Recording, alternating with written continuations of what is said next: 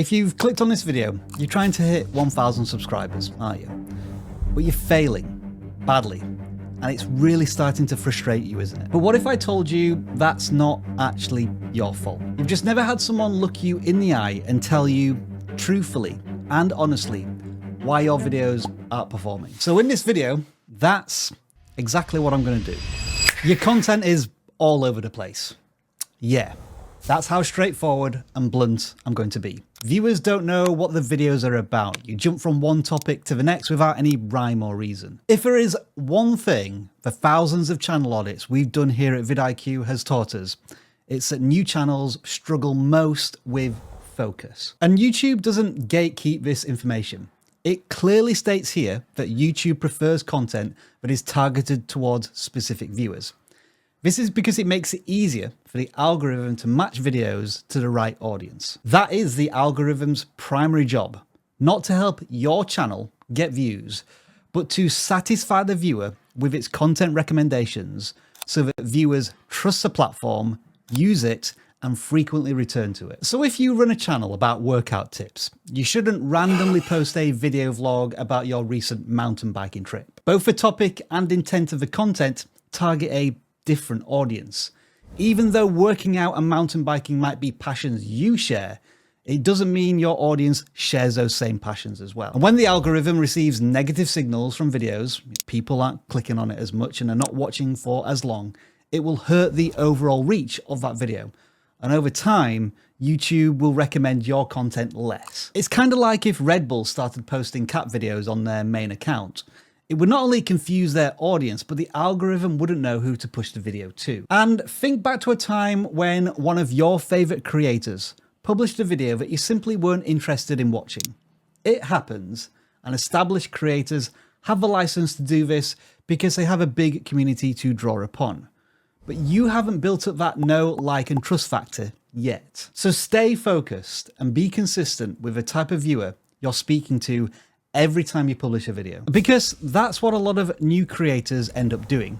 They get so wrapped up in making videos that they simply ignore the people who are actually watching their videos. One of the most underrated tools to improve your videos is your comment section.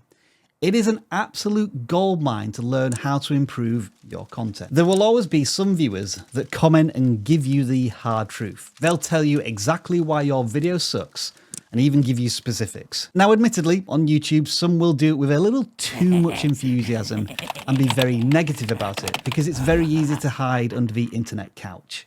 So instead of getting angry at them, you should actually listen.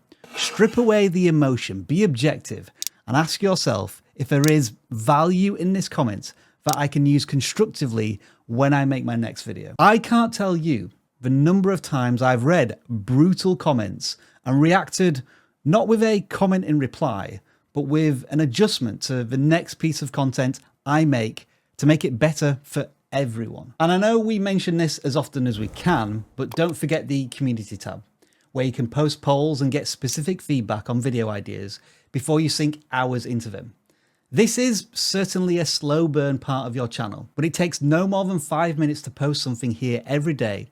And over time, that community will build. You're not doing enough research. Most creators, especially when they start out, just wing it because they're so excited about just making YouTube videos. And while this passionate approach may work to begin with, it will only get you so far because more often than not, you're trying to attract an audience to a topic that is as passionate and sometimes as knowledgeable as you. The best videos present new and unique ideas to the audience that they haven't heard before. And that only comes from deep and solid research. So before you make your next video, research other videos on the topic and ask yourself, how can I improve on this video? Or can I attack this topic from a new and unique angle? You can also go through forums, read YouTube comments, or look at Reddit threads, Facebook groups. Find out what the audience wants to know about this topic. And then you can use this research to present new and unique ideas around this topic that haven't been covered in any other videos on YouTube. And research is particularly important for education and utility channels, because if your videos aren't solving viewers' problems, nobody's going to watch them. Ideally, you should have a list of burning pain points, fears, and challenges that your audience is experiencing. And you should create videos around solving these. For example, on the vidIQ channel, we found that our audience struggles to understand how the YouTube algorithm works. And when we create videos explaining it, we get results like this. But here's the spoiler alert, the unique, fresh perspective. When YouTubers want to understand how the algorithm works, what they are actually trying to figure out is how audiences work. They just don't know it yet. To help with this, you can use vidIQ's Coach AI tool to find these pain points in a matter of seconds. You simply describe your target audience and then give it this prompt. And as you can see, you're going to get a list of great pain points to test. Then you simply create videos promising to solve these, and your videos will instantly become more valuable to your audience. But having said this, knowing your audience is one thing, getting them to invest time in your content is an entirely another thing. And typically small channels neglect a critical part of a video's packaging, the title, which ends up being formulaic and boring. Your YouTube titles are just like newspaper headlines, if you can remember them from the 20th century. If they don't jump out and grab your audience, no one's going to click. For example, I want you to take a look at these two video titles. Which one would you click, and why is it the second one? It's because of three important things that help boost the amount of people that click on videos. It's specific. It mentions a Michelin star chef, which adds credibility and expertise to the title. It teases information. The phrase reveals the secret, creates curiosity, and teases exclusive knowledge. And it promises a benefit, the perfect pasta, a valuable outcome for the viewer. But that valuable outcome for the viewer needs to be carried immediately through into the video itself. And often small channels fail to do this because their video hook is weak. The truth is, your audience is selfish, especially when they don't know you. If they aren't told why they should keep watching, chances are they'll click away and your video will tank. But luckily, there are three simple things you can focus on to strengthen your hooks and make them more attention grabbing. Your hook should create what's called a knowledge gap, which is where you tease a piece of valuable information without revealing the entire answer. It should also trigger emotions. Your hook should focus on bringing up one powerful emotion that relates to the video. This could be things like fear or desire or inspiration, and promise a clear benefit. Your hook should promise a desirable outcome that your audience is interested in. You want to tell them the key benefit they will receive by watching the video. And if you want proof of that in action, go back to the beginning of this video. Now, a curious title and a good hook will give your video some space to breathe. But that doesn't mean that your work is done, because if the body of your content isn't engaging enough, you'll suffer a slow but unrelenting drip of audience drop-off. The chances are, if you're under 1,000 subscribers, your retention graphs look similar to this.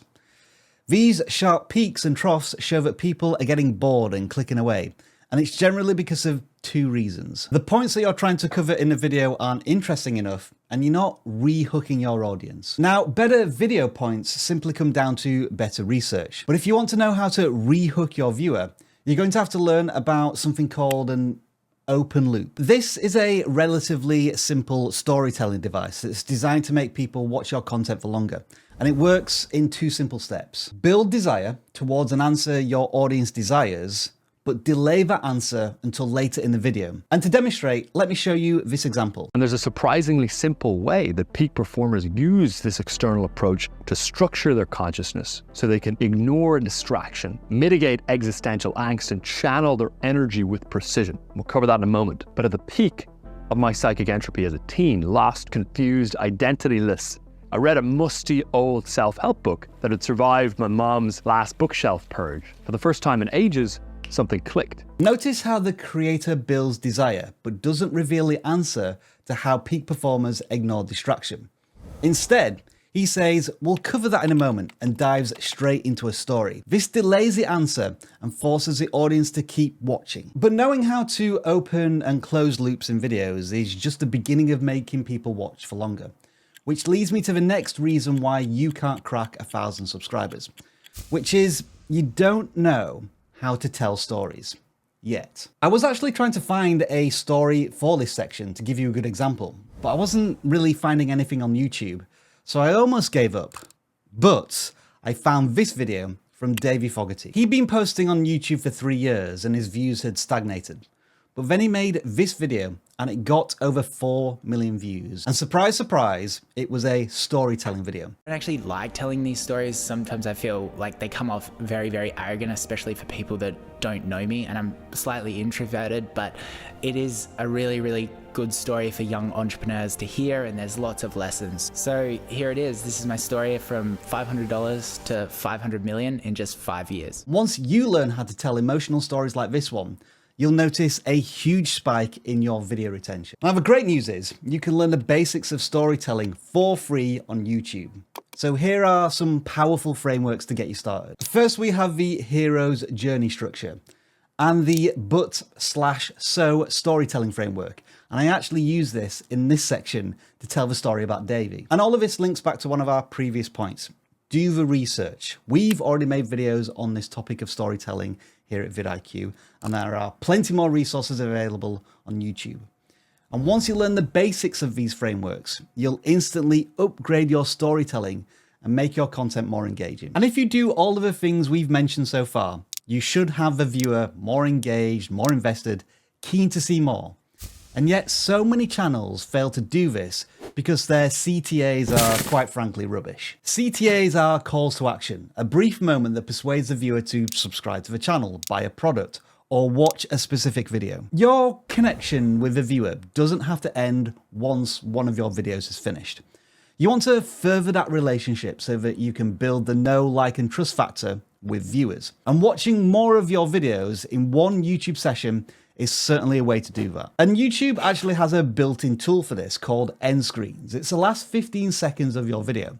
And most creators have little idea how important it is. It has the power to increase your channel watch time. It has the power to increase viewer session time and get the algorithm promoting more of your videos. That's why big channels like Ali Abdaal don't end their videos with pleasantries.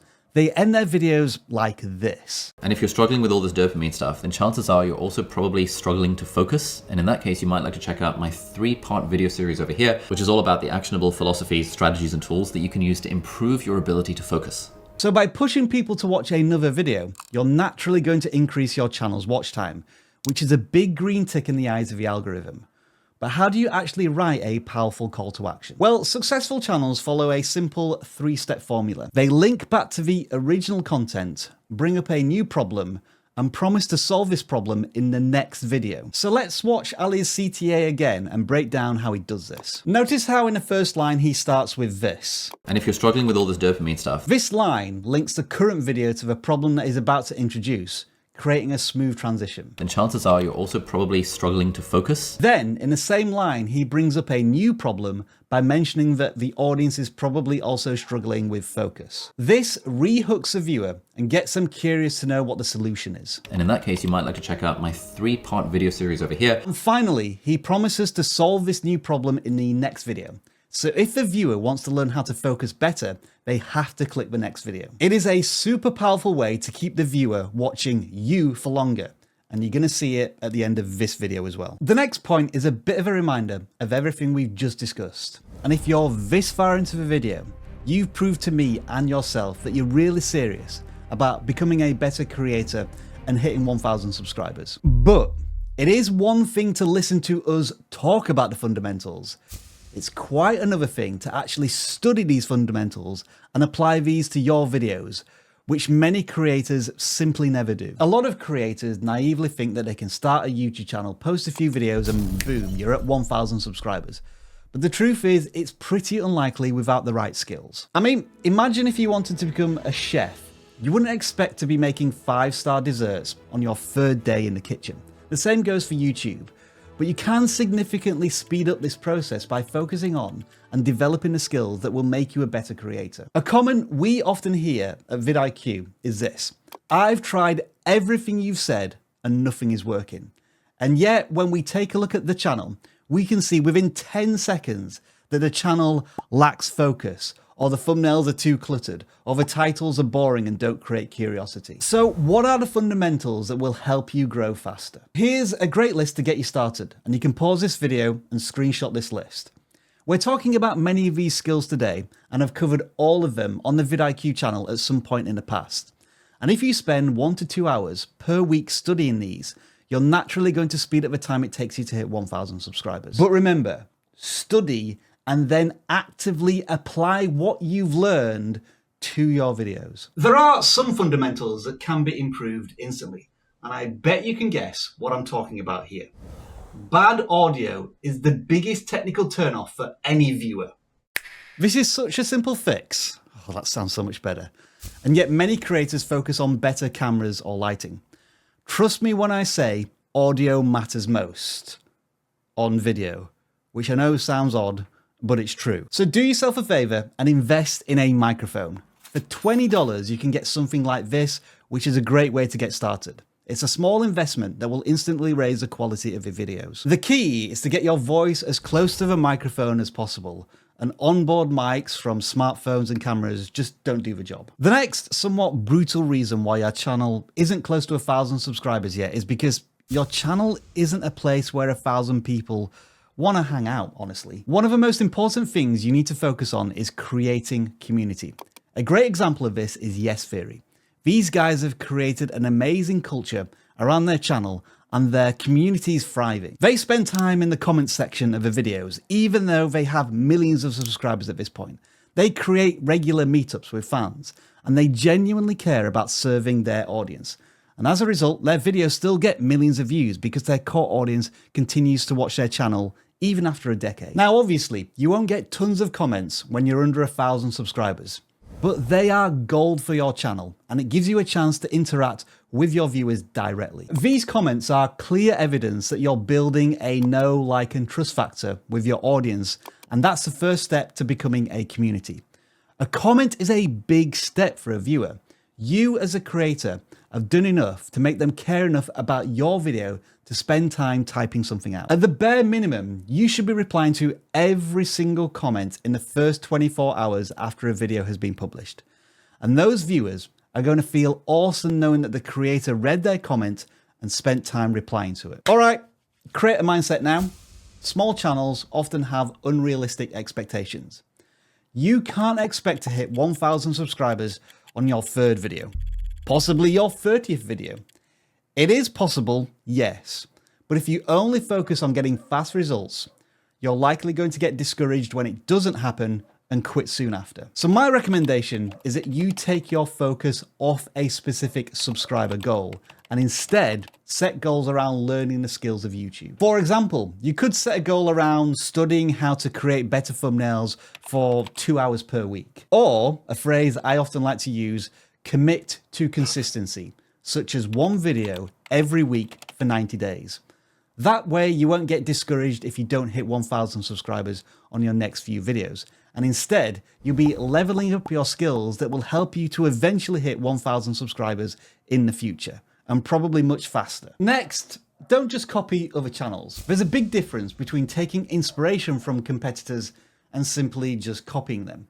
Yes, you want to use competitors to know what's working and research, but you need to put your own unique spin on things. You have to find your own personality that you can inject into your videos, even if you're a faceless channel.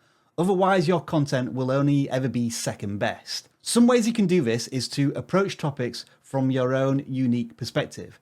And don't be afraid to show your own personality. Another thing you'll do if you try to copy other channels is compare your level of success to them. This is a quick fire way to set unrealistic expectations. When you start saying to yourself, my videos are as good as this channel's videos, why am I not getting the same results? When you do that, you're trying to live somebody else's YouTube journey, and that will only lead to losing focus and control of your own journey. All right, so we've made it. The final brutal reason your channel hasn't hit 1,000 subscribers yet. And it might just be the most important one of them all. Your audience hates your video ideas. You can avoid every brutal mistake I've covered in this video, but if your audience doesn't connect with your video idea, chances are it's not going to perform well. It's kind of like trying to sell spicy chicken wings at a vegetarian market. You can have the best wings in the world, but vegetarians aren't going to be interested. Same for your video ideas. You need to study your audience. Find out what they want to watch and create videos around that. Otherwise, your videos aren't going to get views. And one of the best ways to do this is by using something like vidIQ's outlier tool. This tool highlights hundreds of videos that have already performed well in your niche.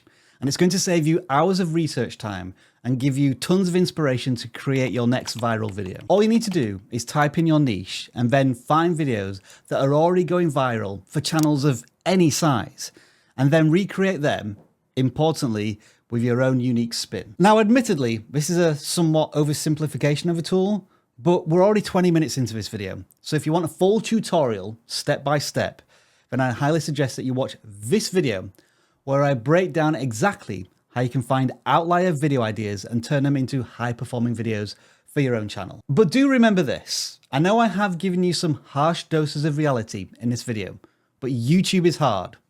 But so what? Don't stop. Never give up. Yeah, you've got this.